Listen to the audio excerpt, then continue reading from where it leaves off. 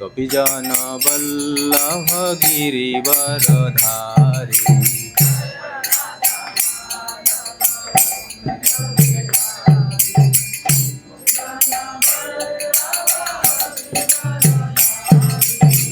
यशोदानंदन व्रजजन रंजन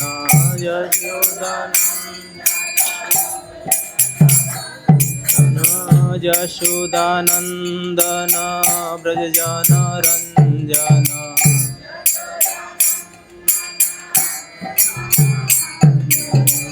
यमुना तीर वनचारी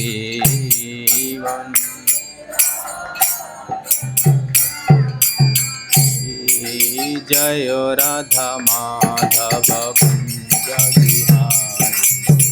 जन वल्लभ गिरिवरधारी।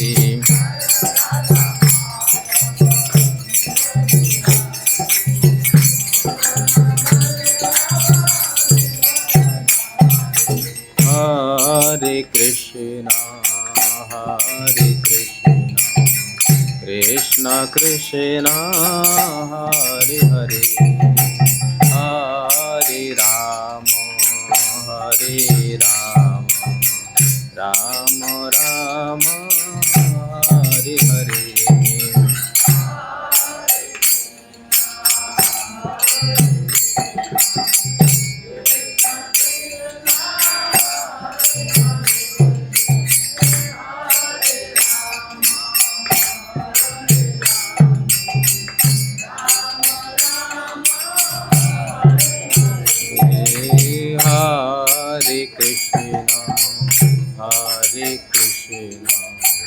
कृष्ण कृष्ण हरे हरे, हरे राम राम राम हरे हरे।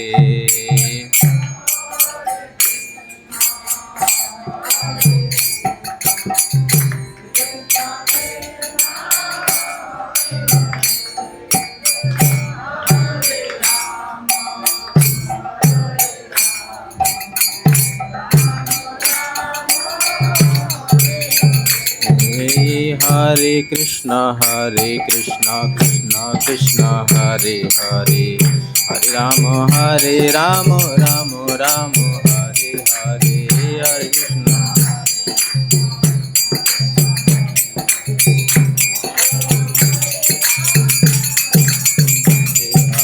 हरे कृष्णा हरे कृष्णा कृष्ण कृष्ण हरे हरे, हरे राम राम राम हरे हरे।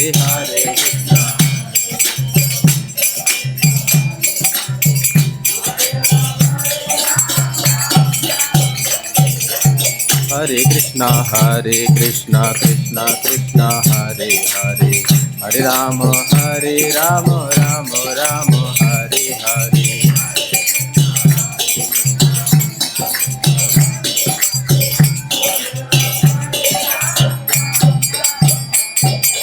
हरे कृष्णा कृष्ण कृष्ण हरे हरे, हरे राम राम राम हरे हरे।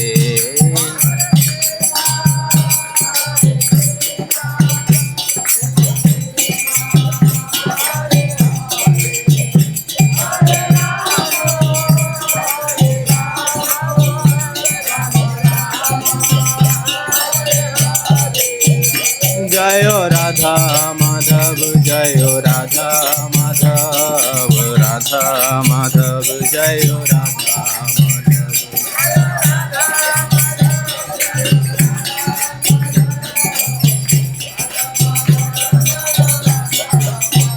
जय जय प्रभुपाद प्रभुपाद प्रभुपाद प्रभुपाद।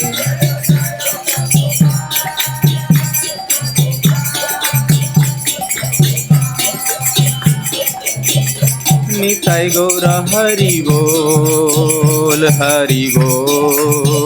हरि बोल हरि बोल।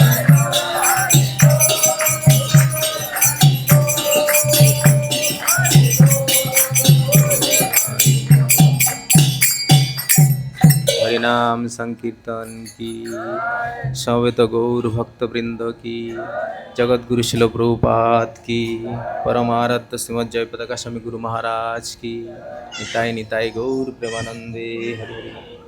ओम नमो भगवते वासुदेवाय।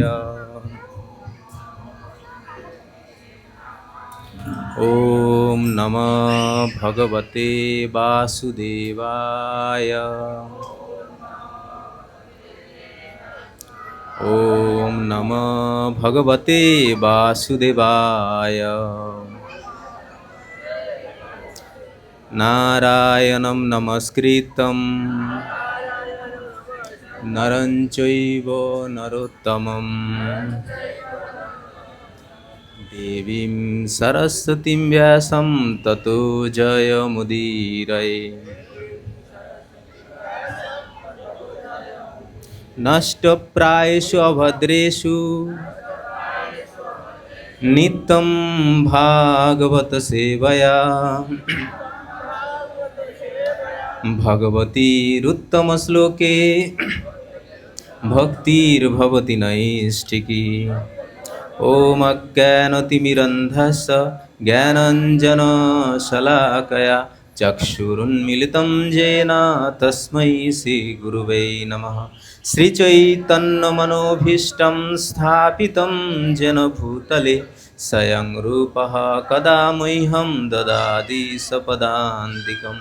नमों विष्णुपादाय कृष्णपृष्ठाय भूतले श्रीमते भक्तिवेदांत स्वामिनीति नामिने।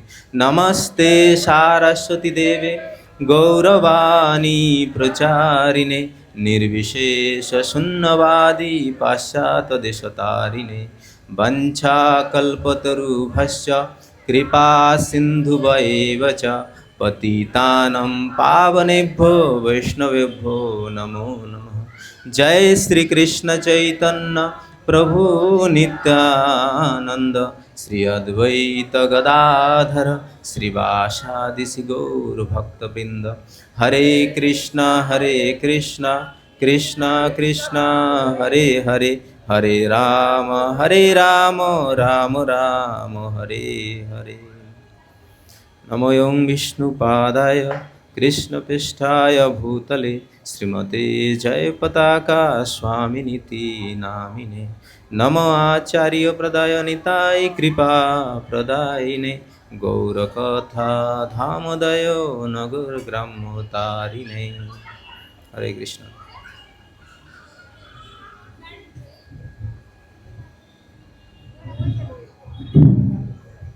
हरे कृष्ण।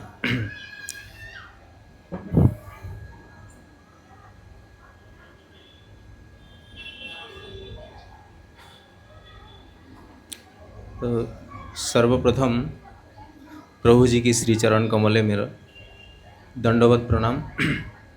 उनकी निर्देश पर मुझे ये सेवा करने का अवसर प्राप्त हुआ है। भगवान की विषय में कुछ शब्द बोलने का ये एक सेवा है। सेवा भाव से मैं इसको प्रस्तुत करूँगा। तत्पश्चात आप सभी वैष्णव तथा भक्तगणों को मेरा दंडवत प्रणाम।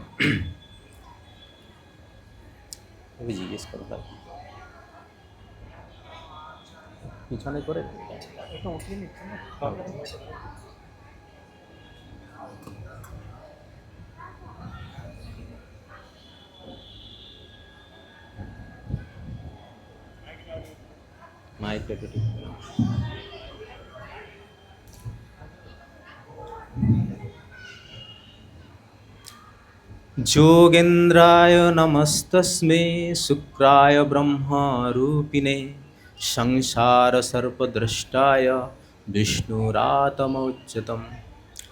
हम उन योगीराज ब्रह्म स्वरूप श्री सुखदेव जी को नमस्कार करते हैं जिन्होंने श्रीमद् भागवतम महापुराण सुनाकर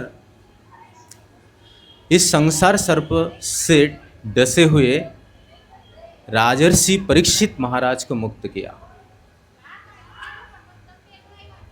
तो आज श्रील सुखदेव गोस्वामी के विषय में कुछ चर्चा करेंगे।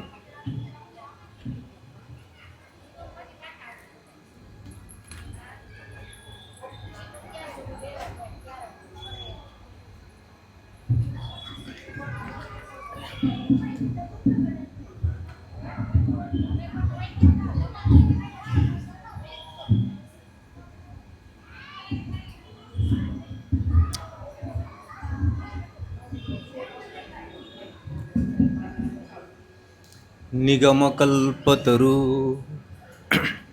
गलित फलम ज़्यादा सुखमुखात् अमृत द्रवसं जतम पीवत भागवतं रसमालयं मुहुरः रसिका भुवि भावुका। निगमकल्पतरु, ये जो भागवत महापुराण ये कल्प वृक्ष के परिपक्व सुपक्व मीठा फल है। और इसमें इस प्रकार वर्णन है, जब इस फल को श्रील सुखदेव गोस्वामी इस फल को चखते हैं तो ये और भी स्वादिष्ट हो जाते हैं। ये श्रीमद् भागवतम जो कि अमल पुराण है, और ये जो कल्प वृक्ष का ये फल सर्वप्रथम नारायण की वृक्ष में से गिरकर नीचे गिर रहे हैं। परंतु अगर ये नीचे गिर जाएगा तो क्या होगा? परिपक्व सुमीठा बिल्कुल पका हुआ फल है, वृक्ष का पका हुआ फल है। अगर नीचे गिर जाएगा तो धूल मिट्टी लग के वो खराब हो जाएगा। परंतु आचार्यगण क्या कह रहे हैं? ये नीचे नहीं गिर रहा है, ऊपर से नारायण की वृक्ष से ब्रह्मा जी के पास आते हैं। ब्रह्मा जी इस भागवतम रूपी सुमधुर फल को चखते हैं। जैसे ब्रह्मा जी चखते तो ये और मधुर हो जाते हैं। ब्रह्मा जी के बाद ब्रह्मा जी से और नीचे आते तो नारद मुनि इस फल को चखते हैं। नारद मुनि की वृक्ष से नारद मुनि की उच्छिष्ट होकर ये भागवतम रूपी जो फल है, ये फल आते हैं श्रील व्यासदेव के पास। और श्रील व्यासदेव की उच्छिष्ट कौन पाते हैं? श्रील सुखदेव गोस्वामी। तो यहाँ पे कहते हैं जैसे श्रील सुखदेव गोस्वामी इस फल को चखते हैं ये और भी मधुर हो जाते हैं, क्योंकि श्रील सुखदेव गोस्वामी को श्रीमती राधा रानी की कीड़ा तोता कहा गया है। जैसे कोई मीठा फल हो, कोई फल होते हैं, उस फल को तोते अगर स्पर्श करते, तोते खाते हैं तो वो फल और भी मीठा हो जाते। तो उसी प्रकार यहाँ पे वर्णन किया गया है, श्रील सुखदेव गोस्वामी जैसे ही इस भागवतम रूपी फल को चखते हैं तो ये और भी मधुर हो जाते हैं, सुमधुर हो जाते हैं, अमृतमय हो जाते हैं। वैसे भागवतम अमृत की सार है। भागवतम में बहुत सारे चीज़ है। भागवतम में भगवान श्री कृष्ण है, श्रीमती राधा रानी है, और भी नानान विषय में भगवान की बहुत सारे शुद्ध भक्तों के विषय में इसमें वर्णन है। परंतु ये भागवत जैसे सुखदेव गोस्वामी के पास चखते हैं तो ये और भी मधुर हो जाते हैं। तो ये सुखदेव गोस्वामी है कौन? जिनकी वजह से ये भागवतम और भी सुमृष्ट सुमधुर हो जाते हैं, अमृतमय हो जाते हैं।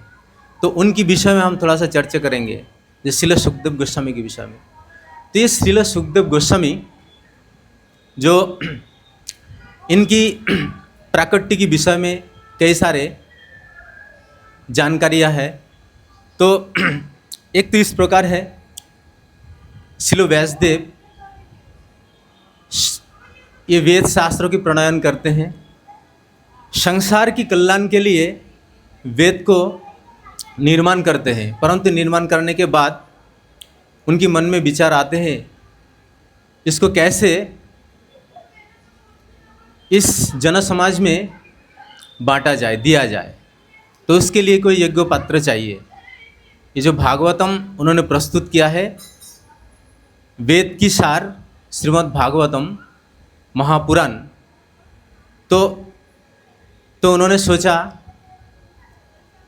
ये जो ग्रंथ है ये विरक्त ग्रंथ है, तो ऐसे कोई व्यक्ति हो जो कि संसार से विरक्त हो तो वही इस शास्त्र का प्रचार प्रसार कर सकते हैं, लोग जन समाज में पहुंचा सकते हैं। तो उन्होंने सोचा शिव जी जो कि समाधि में रहते हैं और पूर्ण समाधि का आनंद लेते हैं, तो क्यों ना शिव जी अगर मेरे पुत्र रूप में आ जाए तो वो इस ग्रंथ का, इस जो भागवतम है इसका प्रचार प्रसार कर सकते हैं, क्योंकि वो पूर्ण विरक्त है। इसलिए शिव जी, श्रील व्यासदेव शिव जी के पास प्रार्थना करते हैं, जो समाधि में रह के समाधिस्थ होके जो आनंद पाते हैं, तो आनंद इस संपूर्ण जगत को भी प्राप्त कराना है, तो कृपया आप मेरे पुत्र रूपे आइए। तो शिव जी प्रसन्न होते हैं, तो व्यासदेव जी की पत्नी वाटिका के गर्भ में वो आते हैं, तो परवर्ती समय में सुखदेव गोस्वामी रूप में उनका प्राकट्य होते हैं। ये एक कथा है जो कि श्रील सुखदेव गोस्वामी की प्राकट्य के विषय में है। परंतु एक और कथा है जो कि हमारी वैष्णव परंपरा में, गौड़ीय परंपरा में, और सब लोग जानते हैं इस कथा को। वो इस प्रकार है, जब भगवान श्री कृष्ण श्रीमती राधा रानी गोलोक वृंदावन से इस धरातल पर आए, तो उनके साथ श्रीमती राधा रानी की जो कीड़त तोता है, तो वो भी इस धरातल पर आए थे। तो एक दिन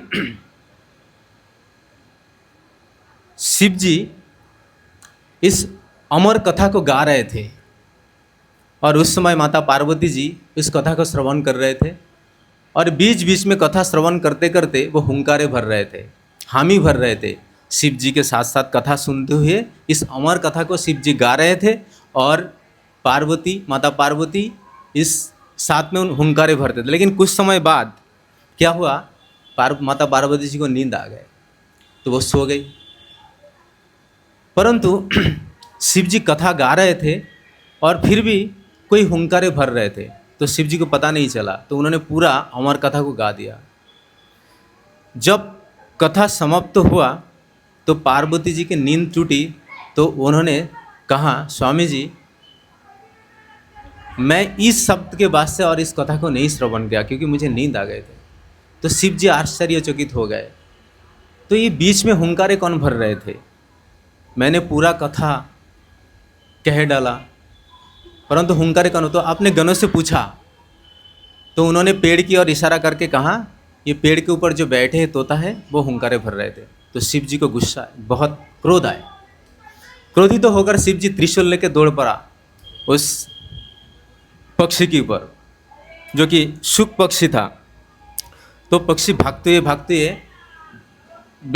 श्रील व्यासदेव मुनि के आश्रम की ओर आए, और उस समय व्यासदेव की पत्नी जम्हैया ले रहे थे, तो उन्होंने सूक्ष्म रूप बनाकर उनके गर्भ में प्रवेश कर गए। और शिव जी क्रोधित होकर आए और उन्होंने कहा, मुझे वाटिका को जनसंहार करना है। तो व्यासदेव मुनि, क्यों, आप इनको क्यों मारना चाहते हो?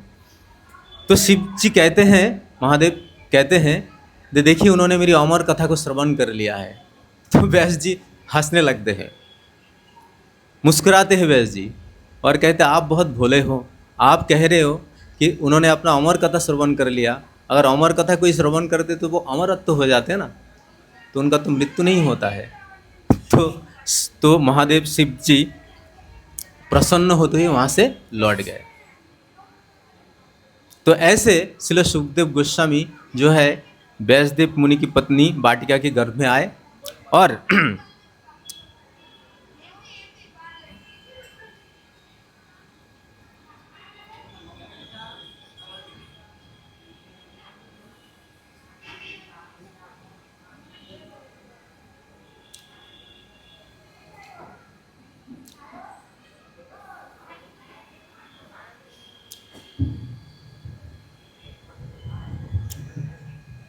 यद्यपि उन्होंने पहले कथा श्रवण कर चुके थे इस अमर कथा को, तो उन्होंने गर्भ रहते ही समस्त वेद पुराण उपनिषद समस्त दर्शन का ज्ञान उनको हो गया था।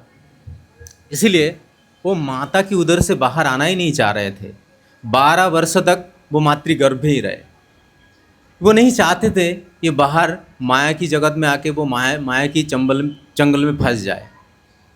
तो शिलो व्यासदेव मुनि दिव्य दृष्टि से देखा, जब वो पहले से शिलो सुखदेव गोस्वामी इस वेद पुराण की समग्र दर्शन उनको पता है, तो बाहर नहीं आना चाह रहा। तो उन्होंने अपने बेटे से पूछा, पुत्र से पूछा, पुत्र तुम बाहर क्यों नहीं आना चाहते हो?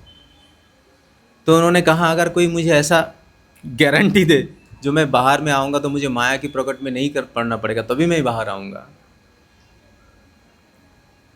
तो शिलो व्यासदेव मुनि क्या किया, तो वहाँ पर नारद मुनि की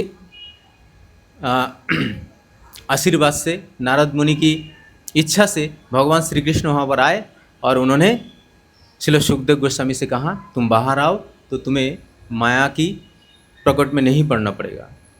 तो शिलो सुखदेव गोस्वामी उस समय मातृगर्भ से बाहर आते हैं और बाहर आते ही माता पिता तथा भगवान श्री कृष्ण को प्रणाम करते ही उनका जो नाड़ है वो भी काटा नहीं गया और जात संस्कार भी नहीं हुआ। ऐसे उन्होंने जंगल की ओर चलने लगे, जंगल की ओर जाने लगे और जन्म होते ही वो सन्यास लेके वो जंगल की ओर जा रहे हैं। और इस चीज़ को देखकर शिलो व्यासदेव थोड़ा दुखी हुई। तो उनको लगा मेरा इतना गुणी पुत्र है, अभी उनका जात संस्कार भी नहीं हुआ, वो तुरंत जाने लगे। तो उन्होंने पुत्र के पीछे हाँ पुत्र कहते कहते उनके पीछे पीछे जाने लगे। परंतु शिलो सुखदेव गोस्वामी जो कि पूर्ण रूप से भगवान की स्मरण में लीन थे, वो एक शब्द भी नहीं बोलते थे। तो उनकी ओर से जंगल की पेड़ पौधे बोलने लगा, जे हे पिता, आप मेरे पीछे मत आइए। ये जो पिता पुत्र है, ये कामना और वासना से उत्पत्ति होते हैं। आप अपने आश्रम लौट जाए और भगवान को स्मरण करें, मेरे पीछे मत पड़िए आप।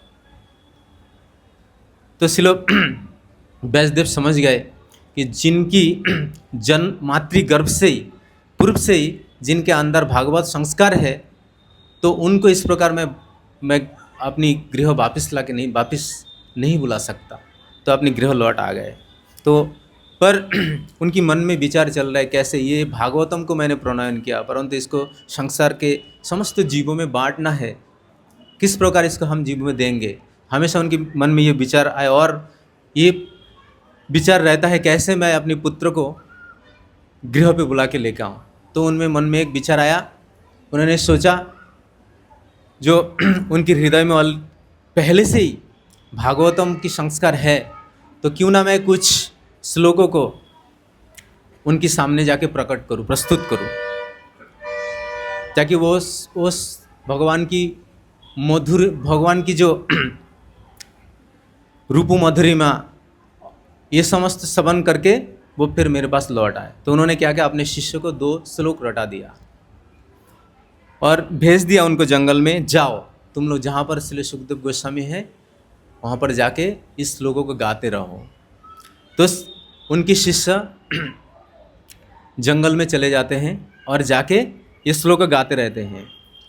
बर्हापीड़म नटवर बपुः कर्णयो कर्णिकाकारं बिभ्रतवास कनककपीशं वैजयन्ती च मालम् रन्धाळवेणु अधर सुधाया पुरायन गोपवृन्दे बृन्दारण्य सपदरमणं प्राविशित गीत कीर्ति। जैसे ये श्लोक को श्रवण करते हैं तो बेचैन सी हो जाते हैं श्रील सुखदेव गोस्वामी। वो चारों तरफ देखने लगते हैं कौन कौन ये गा रहे हैं। इसमें भगवान श्री कृष्ण की बहुत सुंदर उनका वर्णन किया गया है। जो भगवान श्री कृष्ण जो कि मयूर पुच्छ धारण करे हुए हैं और सुंदर केश है उनके, वो गले में वैजयंती माला पहने हुए हैं, शरीर में वो पित्त बसन पहने हुए हैं और अपनी होठों से अपनी बांसुरी में अधर अमृत भर रहे हैं और नट की साज में ऐसे सज्जित होकर, जैसे नाट्यों में नाट्य किया जाता है, ऐसे सज्जित होके गो बालकों के साथ वो वृंदावन में प्रवेश कर रहे हैं और समस्त गोपवृंद उनकी गीत गा रहे हैं उनके पीछे पीछे। तो ये सारे जो मधुरिमा भगवान श्री कृष्ण का जैसे श्रवण करते श्रील सुखदेव गोस्वामी पागल हो जाते हैं। कौन कहाँ से आ रहा है, इस प्रकार कौन गा रहे हैं भगवान श्री कृष्ण की कीर्ति को। वो भागते रहते हैं उनके पास। और उसके बाद श्रील व्यासदेव की शिष्य एक और श्लोक को गाते हैं। इसमें भगवान श्री कृष्ण की दयालुता को दिखाता है। अहबकीयम स्तनकालकूटम जिह्वाशपाय दश्वसाद्भि लभे गतिम धात्रोम चिंता ततयंतकवा दयालु शरणम ब्रजिम। जैसे इस श्लोकों को सुनते हैं तो और भी बेचैन हो जाते हैं। जी भगवान श्री कृष्ण इतना दयालु भी हो सकते हैं, उनसे रहा नहीं जाता, पहुंच जाते हैं उनके पास। इस श्लोक में किस प्रकार वर्णन है, इस श्लोक का अर्थ इस प्रकार है। जो देखो ये जो पुतना राक्षसी है, ये भगवान श्री कृष्ण के मारने के उद्देश्य में अपनी स्तन में कालकूट विष मिलाकर लेके आए थे। क्योंकि आप कृष्ण को ये जो गोपाल है बालक, इनको स्तन की दुग्ध पिलाकर उसमें मिश्रित तो विष उनको प्राण को हरण करना था। ये उनका इरादा था, इनका इच्छा था। परंतु जैसे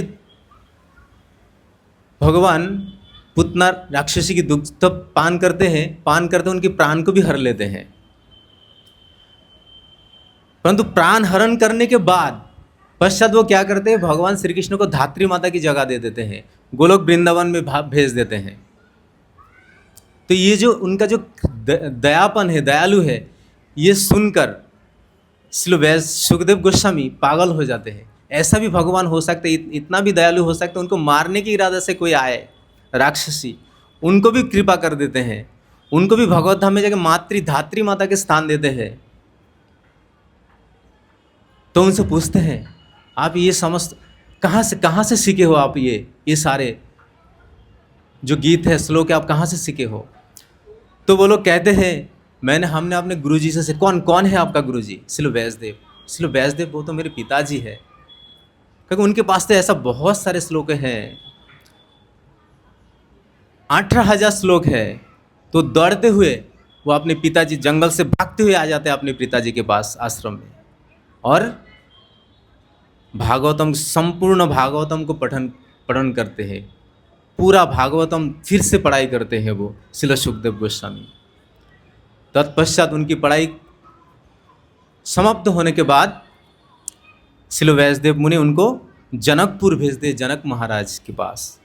क्योंकि पढ़ाई तब तक पूर्ण नहीं होता जब तक आप गुरु के पास जाके अपनी शिक्षा को संपूर्ण नहीं करते हैं। गुरु धारण करना अति आवश्यक है। क्योंकि देखिए भगवान श्री कृष्ण आए, भगवान रामचंद्र आए, सभी भगवान होते हुए भी गुरु धारण किए हैं। क्योंकि ये हम सब मनुष्य को समझाना चाहते हैं, देखो मैं भगवान होके भी गुरु को स्वीकार करता हूँ, आप तो मनुष्य हो, तो गुरु स्वीकार करना अति आवश्यक है। तो श्रील व्यासदेव मुनि जो कि स्वयं भगवान की सत्ताविष्ट अवतार है, भगवान ही है, उन्होंने अपने पुत्र श्रील सुखदेव गोस्वामी को जनकपुर जनक महाराज के पास भेज देते। तो श्रील सुखदेव गोस्वामी उत्तराखंड होके पैदल चलते हुए नदी पर्वत जंगल को अतिक्रम करते हुए जनकपुर पहुंच जाते हैं और तापती धूप में बरसात में ये सारी क्लेशों को सहन करते हुए वो पहुंचते हैं जनकपुर। और जैसे ही जनकपुर वो महल के अंदर प्रवेश करने जाते हैं तो उनके जो द्वारपाल है उनको रोक देते हैं और धूप में खड़े कर देते हैं। परंतु श्रील सुखदेव गोस्वामी जो कि बिल्कुल निर्विकार है, उनको क्रोध नहीं आता है। 16 वर्ष की युवा अवस्था है उनका।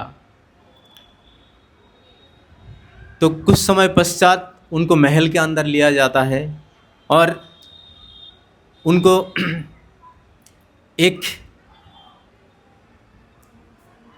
गृह में उनको रहने के लिए जगह व्यवस्था किया जाता है। और वहाँ पे सुंदर सुंदर युवतियाँ जो कि अच्छे वसन को पहने हुए श्रृंगार करे हुए उनका सेवा करते हैं, उनको चरण को धोती करते हैं, उनको प्रसादम देते हैं पाने के लिए।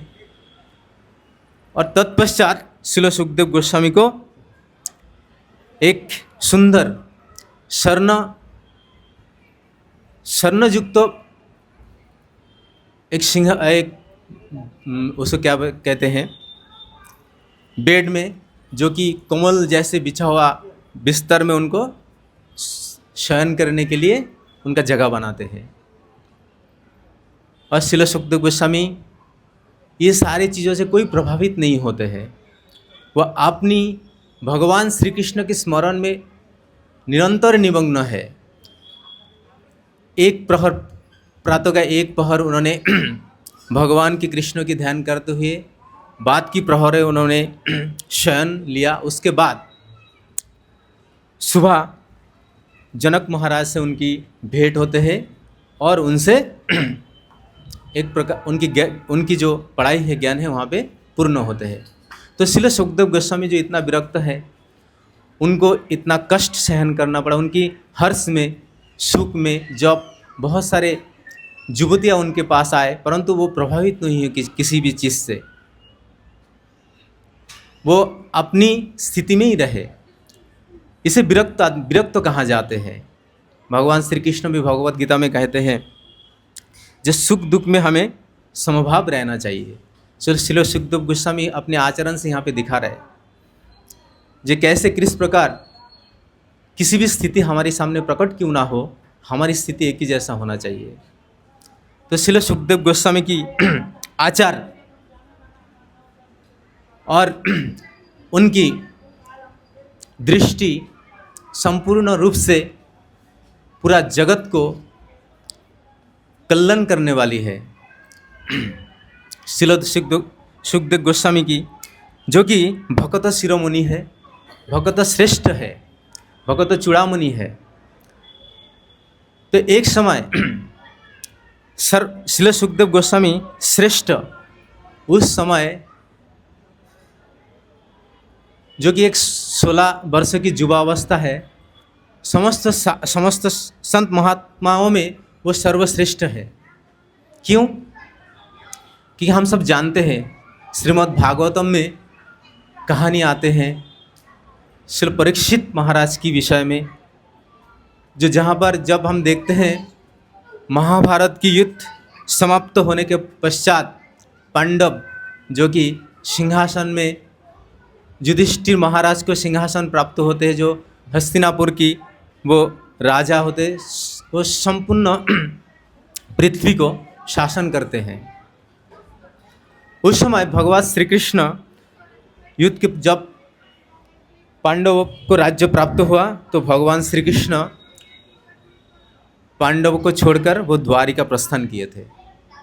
और दीर्घ दिन बीत गए, काफ़ी समय हो गए, भगवान श्री कृष्ण इस धरातल छोड़कर भी वो अपने धाम पर चले गए थे। परंतु इधर अर्जुन जो कि भगवान कृष्ण की परम सखा है, बांधव है, तो वो बहुत बेचैन है, बहुत दिन बीत गए हैं, तो भगवान कृष्ण से मेरी कोई मुलाकात नहीं है, तो उनसे वो मिलने के लिए बहुत बेचैन हो गए। तो वो हस्तिनापुर को छोड़कर वो द्वारिका गए। परंतु द्वारिका से जब वो वापिस आए तो अप्रसन्न मन को लेकर वो वापिस आए। वो प्रसन्न नहीं है, ऐसा लगता है जो उनसे कुछ छूट गया है, उनका सब कुछ खत्म हो गया है। जो युधिष्ठिर महाराज उनको देखते हुए तो उनको पूछते हैं, क्या हुआ भ्राता, तुम इतना अप्रसन्न क्यों हो? तुम्हारी जो मुंह के जो हंसी है वो नहीं है। तो युधिष्ठिर महाराज उनके कई सारे सवाल पूछते, क्या किसी ने तुमसे कुछ कहा, कोई किसी ने कोई अपमान किया है तुमको, या तुम किसी से पराजित हो गए हो? तो परंतु अर्जुन कहते नहीं भ्राता, ऐसा नहीं है। वो कहते हैं जो हमारा जो परम बांधव है, परम मित्र है, परम बंधु है, भगवान श्री कृष्ण और इस जगत पर नहीं है। वो इस धरातल पर छोड़कर वो अपने धाम को लौट गए। जैसे इस कथा को सुनते हैं तो सब सुन्न हो जाते हैं। तो सभी पांडव मन बना लेते हैं जो हमें भी अभी और यहाँ पर नहीं रहना है, हमें भी भगवान के पास गमन करना है। तो उस समय जो उत्तरा के गर्भ स्थित परीक्षित महाराज सुजग को पुत्र के रूप में काफ़ी बड़े हो गए। तो उन्होंने क्या कहा, तो परीक्षित महाराज को हस्तिनापुर का राजा बनाकर वो भगवत प्राप्ति के लिए स्वर्ग आरण्य से वो निकल पड़े।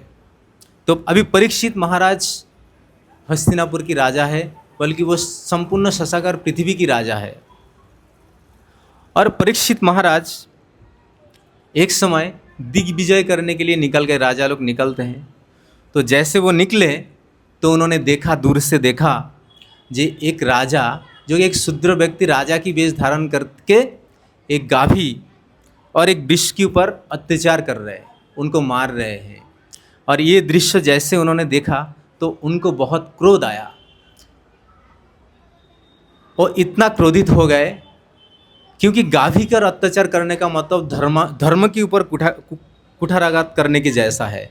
क्योंकि गाभी जो होता है वो माता स्वरूप होता है। गाभ विश्वस्त मातर, वो गाभी संपूर्ण विश्व का माता है, धर्म स्वरूप है, वृष धर्म स्वरूप है। जहाँ पर शिव प्रतिष्ठित होते हैं वहाँ पे नंदी की प्रतिष्ठा किया जाता है। तो इन दोनों के ऊपर अत्याचार परीक्षित महाराज की बिल्कुल भी सहन नहीं हुआ। और उन्होंने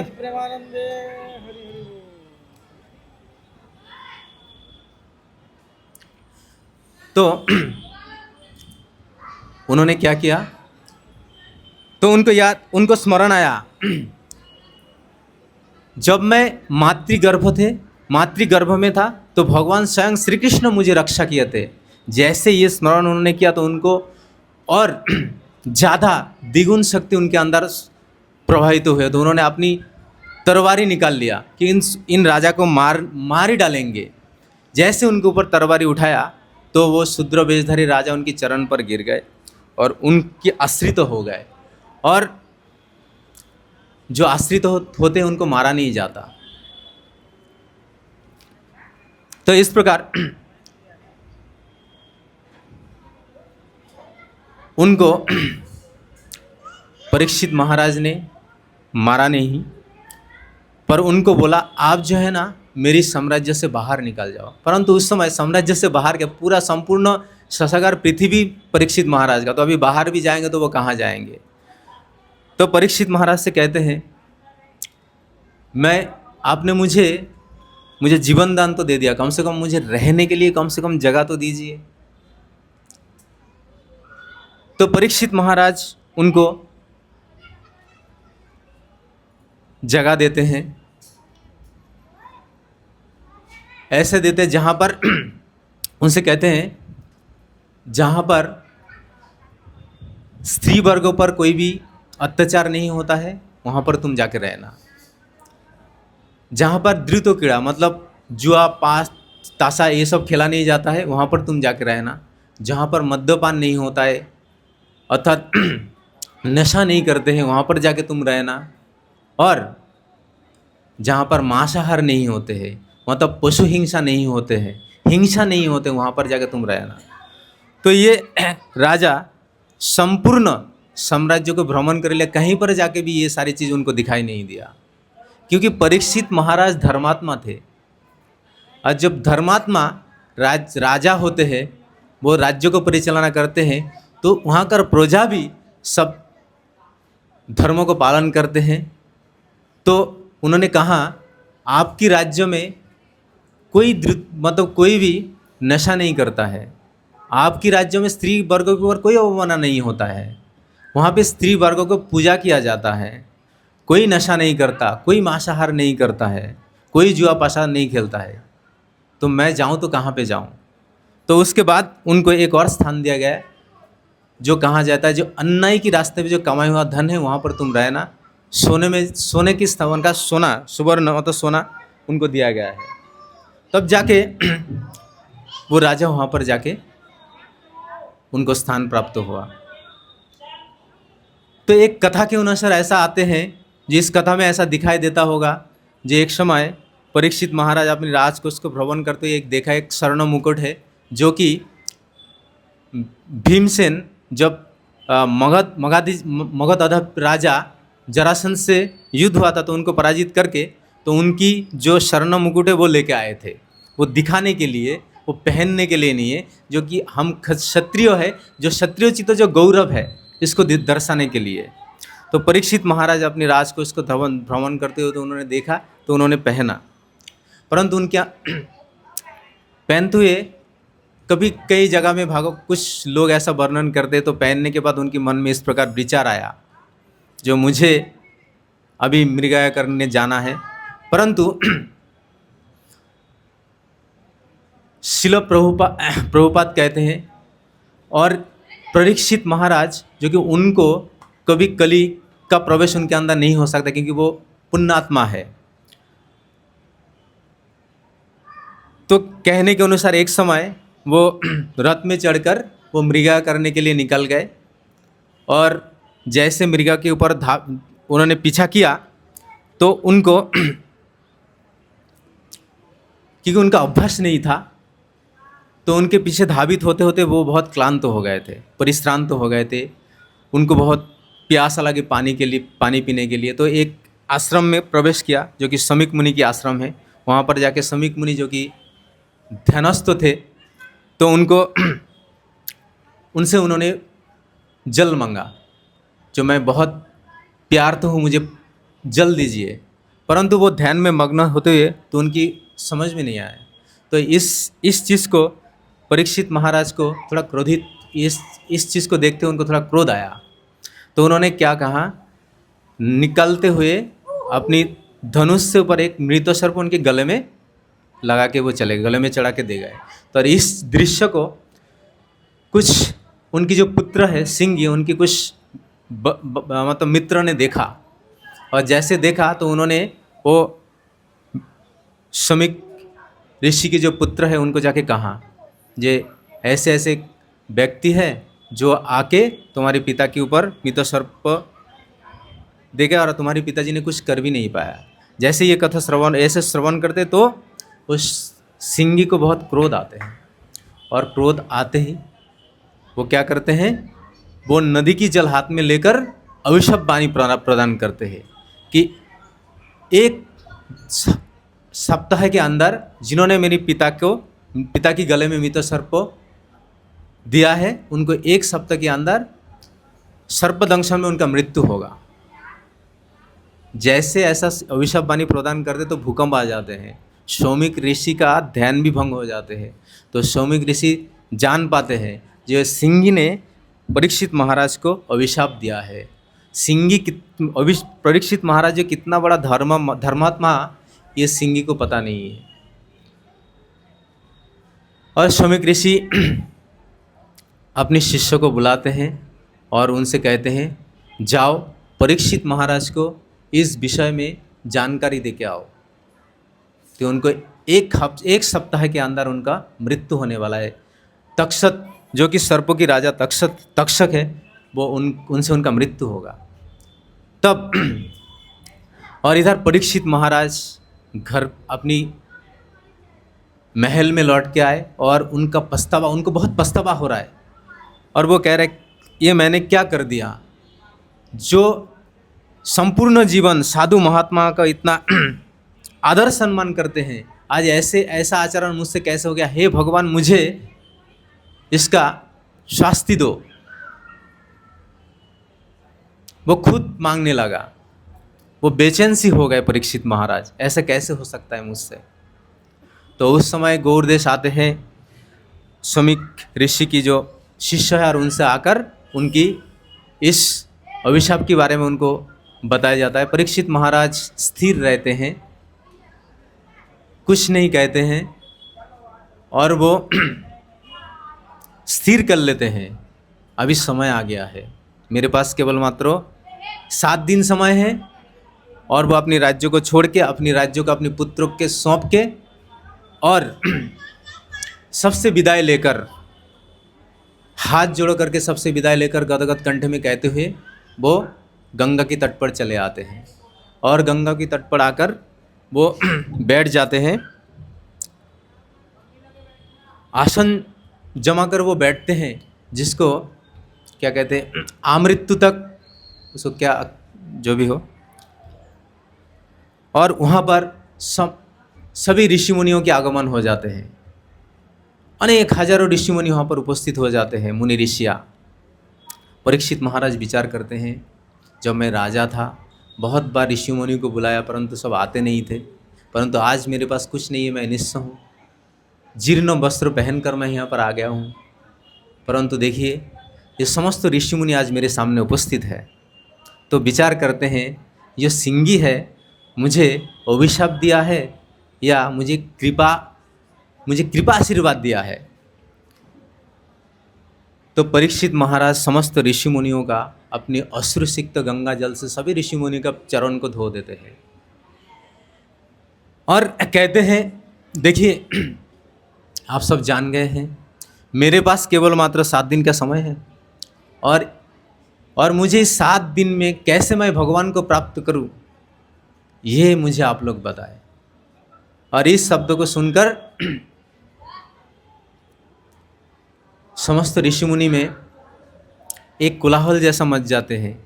जिस भगवान को प्राप्त करने के लिए ऋषि मुनि, समस्त जोगी ऋषि मुनि हजारों साल तपस्या करने के पश्चात भी भगवान के नखुन की भी दर्शन नहीं प्राप्त करते हैं, और इनको ये सप्ताह भर में कैसे भगवत प्राप्ति किया जाए।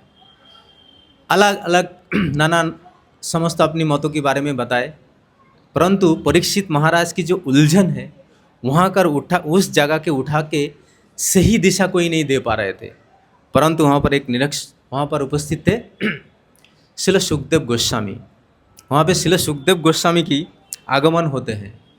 श्रील सुखदेव गोस्वामी जैसे वहाँ पर आगमन होते हैं, तो उनके विषय में कहा, परीक्षित महाराज सोचते हैं, जो मैंने अपनी मातृगर्भ में जिनको देखा था, ऐसा कोई अगर मुझे दिखाई दिया तो मैं उनको गुरु रूप में स्वीकार करूँगा, अगर ऐसा कोई नहीं होता तो गुरु रूप वर्ण ना करके मैं अपने शरीर को छोड़ दूंगा।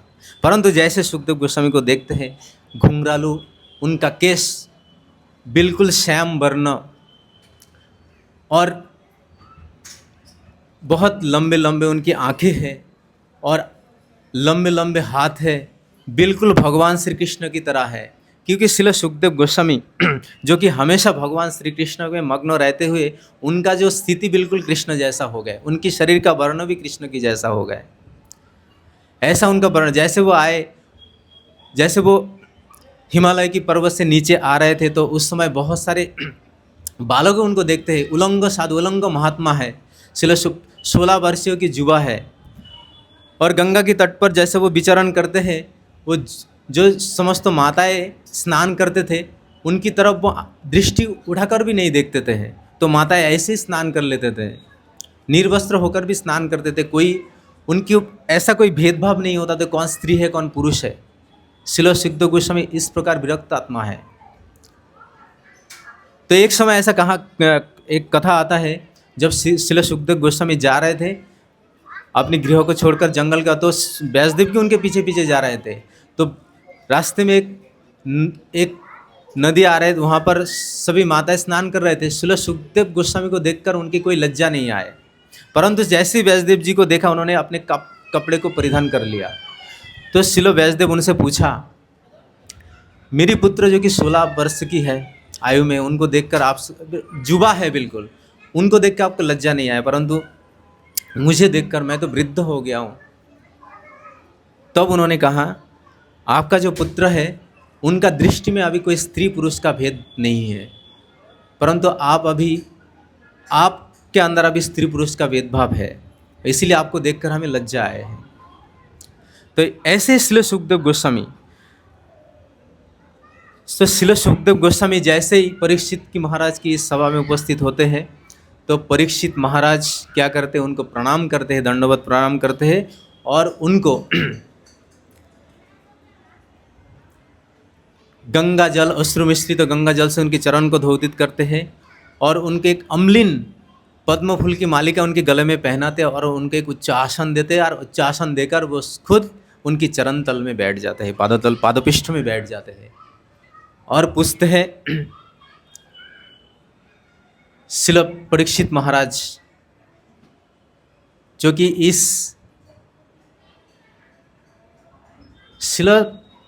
जो परीक्षित महाराज है ये कोई साधारण व्यक्ति तो है नहीं, ये महात्मा है, जिनको बचाने के लिए मातृगर्भ में भगवान आए, तो कोई तो एक योजना होगा भगवान की। पर देखिए आगे चल के उनके 7 दिन के अंदर उनका मृत्यु के अभिशाप भी प्राप्त होते हैं, क्योंकि इस भागवतम को संसार को देना था भगवान को। तो श्रील परीक्षित महाराज इस संपूर्ण जगत के कल्याण के लिए पूछते हैं, अतः पृच्छामि संसिद्धिं योगिनां परमं गुरुम्, अतः पृच्छामि संसिद्धिं योगिनां परमं गुरुम्, पुरुषाश्यत कार्यात् मीयमानस्य सर्वदा। हे जोगियों का जोगी, ऐसा भाव है, कहते हैं हे गुरुदेव, हे जोगी श्रेष्ठ है, आपसे मैं जानना चाहता हूँ, अतः पृच्छामि संसिद्धिं योगिनां परम गुरु, मैं आपसे पूछता हूँ, आपसे जानना चाहता हूँ, क्या इस संसार में जो मरने वाले हैं, जिनको मृत्यु आसन्न बिल्कुल सन्मुख है, उनका मृत्यु जो उनका मृत्यु अभी होने ही वाले हैं, उनको क्या करनी है, उनको क्या करना चाहिए? श्रील सुखदेव गोस्वामी मुस्कुराते हैं, जो चिरो मौनिक है, को भी मुंह से एक शब्द भी नहीं निकाला है, जो हमेशा इशारा से बातें करते हुए आज पहली बार बोलते हैं। श्रील शुक उवाच, तुमने बहुत उत्तम जिज्ञासा किया है। बोलो तो परीक्षित, तुम कहते हो जो मरने वाले हैं उनको क्या करना चाहिए? कौन नहीं मरने वाले हैं? सबको मरना है। गीता कहते हैं जातस्य ध्रुव मृत्यु ध्रुवम जन्म मृतस्य च, जिनका जन्म हुआ है उनका मृत्यु पाना अनिवार्य है। आ ब्रह्मा भुवानालोक पुनर्वर्तन अर्जुन, ये जो भूलोक है यहाँ से ब्रह्मालोक तो सबको मरना पड़ता है, मृत्यु पाना अनिवार्य है। और तुमने पूछा ऐसे मृत्यु जिनका होने, मृत्यु आसन्न व्यक्ति को क्या करना चाहिए? बहुत उत्तम। तुम अपने लिए ये जो जिज्ञासा है ये तुम्हारा नहीं, ये सर्वजानिक है, सबके लिए सर्विक है, सबके लिए तुमने ये जिज्ञासा, समस्त संपूर्ण संसार के लिए तुम्हारी ये जिज्ञासा है, बहुत उत्तम जिज्ञासा है। तो इस प्रकार मैं इतना बहुत सारा कथन में नहीं जा रहा हूँ, समय होगा प्रभु जी भी बैठेंगे, प्रभु जी के श्रीमुख से श्रवण करना है। हमारा इच्छा है आगे पुरुषोत्तम मास आ रहा है तो उनके विषय में प्रभु जी हमें जानकारी देंगे। ऐसे संपूर्ण भागवतम उनको श्रवण करते, बहुत कथा है भागवतम की। तो मेरा कहने का मतलब है जो संपूर्ण बहुत ऋषि जोगी मुनिया जो कि परीक्षित महाराज की विभ्रांति से उनको ऊपर नहीं उठा पा रहे थे, तो वहाँ पर श्रील सुखदेव गोस्वामी आकर उनको इस विभ्रांति से ऊपर उठा देते। उनसे कहते, एक थोड़ा सा मैं एक स्टोरी सुनाता हूँ। देखो परीक्षित, तुम्हारे पास तो केवल 7 दिन की समय है, तुम डरो मत। वो खट्टांग नामक राजर्षि थे जो कि देवताओं के लिए स्वर्ग में गए थे, देवताओं के अर्थ से अर्थ से असुरों के साथ युद्ध किया था। युद्ध करके उनको पराजित करके जब उनको स्वर्ग से वापिस आना था तो इंद्र प्रसन्न होकर उनसे कहा, हे खट्टांग राजर्षि, आप वर मांगो, आपसे हम बहुत प्रसन्न हैं। तो कहते हैं, आप मुझे कृपा करके बताइए, आप मुझे वर देना चाहते हो तो कृपा करके बताइए मुझे परम आयु कितना है। तब उन्होंने देवराज इंद्र तो गणना करके देखते हैं उनका जो परम आयु क्षणिक काल है, 45 मिनट जिसको बोलते हैं। तो उनसे कहा, तो खट्टांग ऋषि ने कहा, देखिए मेरा आयु अभी इतना बहुत कम है, तो आप मुझे कृपा करके अपना रथ दे दीजिए, तो मैं रथ कर मैं भूलोक जाना चाहता हूँ। तो कहते हैं, राजर्षि क्यों? क्योंकि मैंने सुना। क्या सुना? जब मृत्यु की समय होता है तो उस समय गुरु पादोपाद्म में बैठ के भागवत कथा श्रवण करना चाहिए। तो तत्क्षणात वो वहाँ पर उपस्थित आते हैं, आके इस गुरु पाद पृष्ठ में बैठकर भागवत कथा श्रवण करके वो अपने मृत्यु होते वो भगवत धाम को प्राप्त करते। जैसे वो श्रवण करते रहते तब विष्णुदूत आते हैं और विष्णुदूत आके वो आनंद धाम को प्राप्त हो जाते हैं। तो तुम्हारे पास तो अभी बहुत समय, 7 दिन समय, तुम डरो मत। तो इस प्रकार परीक्षित महाराज को उस विभ्रांति से ऊपर उठा देते। इसीलिए सुखदेव गोस्वामी सर्वश्रेष्ठ है। कोई डॉक्टर के पास आप जाते हो, डॉक्टर आपको देख के ही बोलते हैं, आपका तो आप अभी जिंदा कैसे हो, आपकी ब्लड प्रेशर हाई है, शुगर का लेवल बहुत ज़्यादा है, आप अभी अगर यहाँ पर खड़े हो, ये तो बहुत आश्चर्य की विषय है। तो जो पेशेंट है ना, वो सुन के तो और भी वो घबरा के उनका हालत और ख़राब हो जाएगा। परंतु आप डॉक्टर के पास गए, डॉक्टर आपने देखा, आप कितने भी बीमार हो, आपको देख के कहा है, अरे आपको कुछ नहीं हुआ, आप बैठो। नहीं नहीं, मुझे तो बहुत हालत तबीयत नहीं, अरे कुछ नहीं हुआ, आप बैठो, आप भी बिल्कुल दौड़ने लगोगे। डॉक्टर के मुंह से ऐसी बात सुनेगा तो बीमारी आधा गायब हो जाए। सुखदेव गोस्वामी इस प्रकार डॉक्टर है। तो सुखदेव गोस्वामी के विषय में तो बहुत सारी कथा है, क्योंकि उन्होंने इस भागवतम पुराण को दिया है, सर्वश्रेष्ठ है। भागवतम में और भी कहानी आता है। भागवतम में कहीं पर भी श्रीमती राधा रानी की नाम नहीं लिया गया है, क्योंकि कहना इस प्रकार है, श्रील सुखदेव गोस्वामी गोलोक वृंदावन में हमेशा भगवान श्री कृष्ण और राधा रानी का लीलाओं को श्रवण करते रहते हैं। श्रीमती राधा रानी की नाम उच्चारण करते उनको 6 महीने का जो है ना समाधि आ जाते हैं, परंतु उनके पास केवल मात्र 7 दिन की समय था। इसलिए श्रीमती राधा रानी की नाम उच्चारण ना करते हुए उन्होंने संपूर्ण भागवतम को परीक्षित महाराज को श्रवण करा दिया, और संपूर्ण भागवत परीक्षित महाराज श्रवण करके वो भी गोलोक वृंदावन को प्राप्त हुए। तो समय भी नहीं है, कथा तो बहुत है, परंतु आज यहाँ पर विराम देते हैं। प्रभु जी से हम वो कथा श्रवण करने का बहुत इच्छा है, मुझे भी इच्छा है। और मुझे भी वो रघुकुलनाथ प्रभु जी प्रभु जी जब वो मैसेज दिया था तो रघुकुलनाथ प्रभु मुझे कुछ वीडियो छोड़ा था वो पुरुषोत्तम मास के बारे में विषय की, परंतु मेरे पास समय नहीं था। प्रभु जी मुझे क्षमा करें, मैं वो अभी ठीक से देख नहीं पाया। तो मैं चाहता हूँ प्रभु जी आके उस विषय में कुछ बोले। आप सभी भक्तों को अनेक अनेक धन्यवाद है, क्योंकि आपने बहुत धैर्य सहकार ये श्रवण किया, और जो भी कुछ आपको सही लगा होगा और जो कुछ अच्छा नहीं लगा उसके लिए मुझे क्षमा करें, और जो भी कुछ सही आपको लगा, जो आप लोगों को मैं ठीक से सेवा कर पाया, तो ये इसमें मेरा कोई कीर्ति नहीं है, ये प्रभु जी, क्योंकि गुरु महाराज प्रभु जी जिन्होंने हम कहाँ पर थे, कहाँ से कहाँ पे उठा के लेके आए हैं। हम अगर पिछले जीवन को देखें कौन सी परिस्थिति में थे, तो अभी कौन सी परिस्थिति में जो भी भक्त है वो सब समझ जाएंगे। और इस परिस्थिति में पहुंचने के लिए उनके पीछे कौन है, ये हमारा कोई कृति होता ही नहीं है, हम कुछ है ही नहीं।